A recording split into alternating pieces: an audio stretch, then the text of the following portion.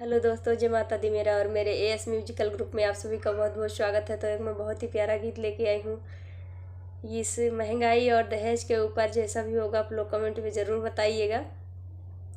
मान लेत्या हमरो कहनवा, अरे मान लेत्या हमरो कहनवा, दहेज मत मांगा सजनवा। मान लेत्या हमरो कहनवा, दहेज जिने मांगा सजनवा।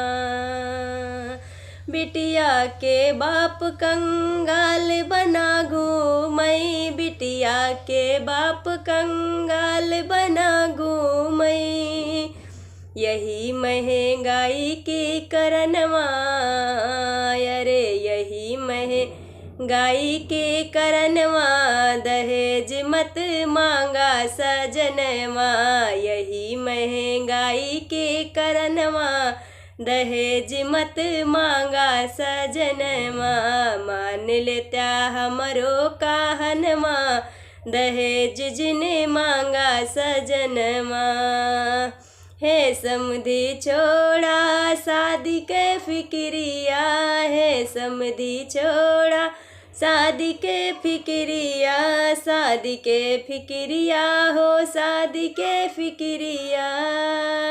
खूब पढ़ावा लालनवा, अरे खूब पढ़ावा लालनवा, दहेज मत मांगा सजनवा। मान लेत्या हमरो कहनवा, दहेज मत मांगा सजनवा। अपने खुशी से समधी जवन कुछ दई है, अपने खुशी से समधी जवन कुछ दई है, जवन कुछ दई है हो जवन कुछ दई है। उहै लाया अपने भावनवा, अरे उहै लाया अपने भावनवा, दहेज मत मांगा सजनवा। मान लेत्या हमरो कहनवा, दहेज जिने मांगा सजनवा।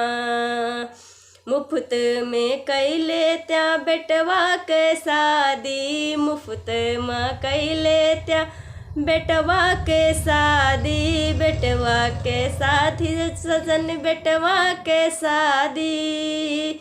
हंसी खुशी लावा गवनवा, अरे हंसी खुशी लावा गवनवा, दहेज मत मांगा सजनवा।